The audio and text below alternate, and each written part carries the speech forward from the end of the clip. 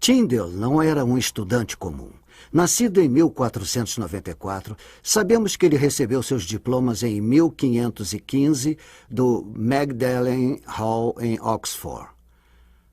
Em 1519, ele trocou Oxford pela mais tolerante Cambridge e associou-se a este grupo reservado de estudos da Bíblia.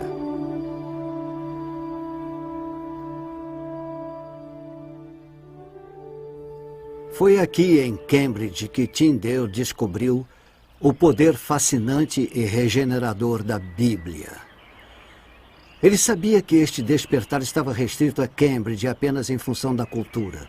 E se as pessoas comuns não podiam mostrar-se à altura da cultura de Cambridge, então a Bíblia deveria reclinar-se ao nível do entendimento comum. E assim, a tarefa de sua vida e a causa de sua morte foi traduzir a Bíblia para a linguagem do homem comum. Ele era um excelente erudito em grego e era também um grande debatedor das Escrituras. Um certo clérigo provocou Tyndale dizendo: melhor viver sem a lei de Deus do que a do Papa. Tyndale retrucou: eu desafio o Papa e todas as suas leis. Se Deus poupar minha vida por muitos anos, farei com que o menino que conduz o arado saiba mais sobre as Escrituras do que você. Aos 30 anos, ele decidiu que a missão de sua vida seria traduzir a Bíblia para o inglês. Talvez ele nunca tenha imaginado que este projeto, mais tarde, lhe renderia o título de o pai da Bíblia inglesa. Ele se tornou empregado da família de John Walsh de Little Sudbury Manor, nas colinas de Cotswold, perto de Bristol, a área de sua origem. Tornou-se o capelão de Sir John Walsh e sua esposa e tutor de seus 2 filhos. E foi nesta casa onde ele começou a tarefa de traduzir o grego para o inglês.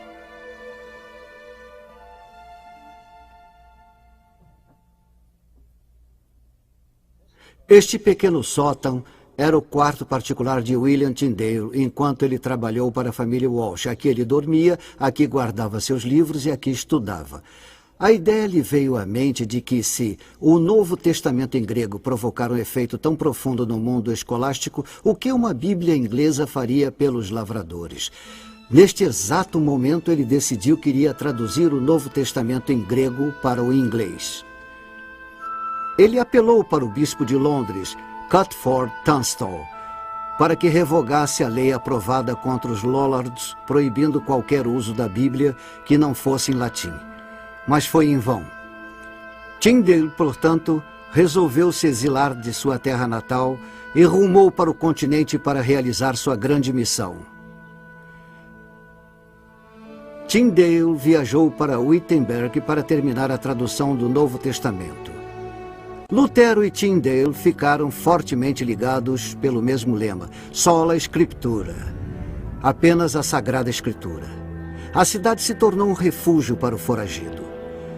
A impressão foi a mais difícil tarefa de todas. Em Colônia, eles encontraram um propenso impressor. Mas espiões ingleses interromperam a operação atravessando a porta da frente, enquanto Tyndale escapava pelos fundos com as cópias que haviam sido finalizadas. Ele escapou por um triz. E então eles viajaram para Worms, onde encontraram outro propenso impressor. Em dezembro de 1525, eles realizaram a tarefa e os Novos Testamentos estavam prontos para seguir viagem. Ele fez boas amizades entre as autoridades portuárias de Londres, e eles decidiram que a melhor maneira de contrabandear este livro proibido era colocando-os nos sacos de farinha que estavam sendo importados pela Inglaterra. Milhares de Bíblias de Tyndale estavam alcançando a costa da Inglaterra, e as palavras da tradução inglesa estavam provocando uma nova inquietação nacional. Hoje, podemos ver uma estátua de Tyndale que avista o porto onde suas Bíblias chegaram à Inglaterra. Keynes, 1526 d.C. A oposição que surgiu ao movimento da reforma na Inglaterra vinha da Igreja Oficial, da Coroa e do humanismo. A oposição religiosa era esperada já que as duas forças eram antagonistas em todos os aspectos. O Novo Testamento de Tyndale estava tendo tamanho impacto no país que o rei o condenou a ser queimado publicamente na Catedral de São Paulo. Hostilizados e perseguidos, todos eram considerados culpados por possuir ou distribuir o Novo Testamento de Tyndale, e até mesmo por levantar fundos para financiar a operação de Tyndale. St. Paul, Londres. Foi Tunstall quem autorizou Augustine Peckham, um mercador que fazia muitos negócios na Antuérpia, a atravessar o continente, comprar todas as Bíblias que pudesse encontrar, trazê-las de volta aqui para a Catedral de São Paulo e queimá-las publicamente. O que Tunstall não sabia era que Peckham era amigo de William Tyndale, e ele pagou 4 vezes o custo da produção por cada Bíblia que ele comprasse. O que significa que para cada Bíblia que eles queimassem aqui na Catedral, ele pagou para que fosse substituída, além de acrescentar mais 3 ao arsenal de Tyndale. Senhor, abra os olhos do rei da Inglaterra, 1536 d.C. Quando o Novo Testamento de Tyndale alcançou as margens da Inglaterra, havia muitos na igreja e um no trono que acharam que a única maneira de deter as cópias era queimando-as. Caçadores de recompensa da Inglaterra viajavam por todo o continente usando disfarces e pagando por informações, mas todos sem sucesso. Ele começou a tradução do Velho Testamento. Mais tarde, mudou-se para Antuérpia, e embora o rei tivesse rompido com a Igreja Católica, ele ainda fazia forte oposição a Tyndale.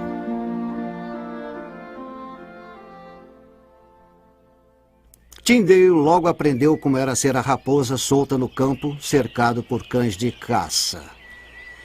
Não demorou muito para ele aprender a viver como um fugitivo e vagar feito um errante de cidade em cidade, como esta cidade alemã atrás de mim. E às vezes cruzando fronteiras para outros países. Ele usou vários disfarces.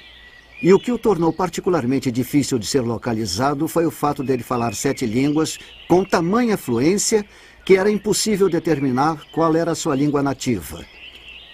Eu sinto muito sinceramente por este homem, embora ele esteja na história. Eu sinto porque eu sei que ele deve ter vivido com o medo e a ansiedade que fizeram parte de sua vida dia após dia, se não hora após hora. Em 1535, enquanto ele estava na Antuérpia, Henry Phillips, posando de amigo, delatou a identidade do reformador. Ele foi capturado, levado sob custódia e aprisionado no inabalável castelo de Vilvoorde, próximo a Bruxelas, na Bélgica. Ele foi considerado culpado de sacrilégio, mas foi só na sexta-feira, 6 de outubro de 1536, que o levaram para que fosse executada sua pena de morte. Este monumento comemora este fato histórico. Foi somente na sexta-feira, 6 de outubro de 1536, que o levaram de sua cela para o local da execução pública.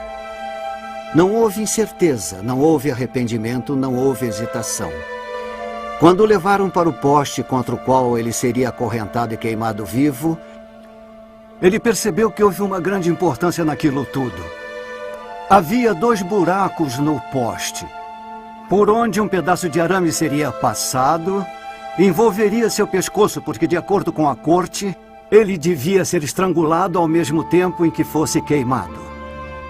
E quando o executor estava passando o arame pelo buraco e envolvendo sua garganta, ele fez esta última declaração pública registrada. E sua declaração foi em forma de prece. Senhor, abra os olhos do rei da Inglaterra.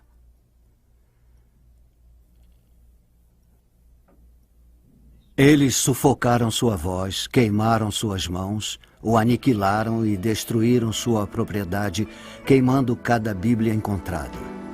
Embora apenas um exemplar de sua primeira edição do Novo Testamento tenha sobrevivido ao Holocausto Bíblico, Seu empenho inspirou milhares, suas prioridades deram orientação ao movimento e sua tradução influenciou cada nova edição, até que sua obra, 90% inalterada, se tornou o livro mais vendido de todos os tempos, a versão King James de 1611.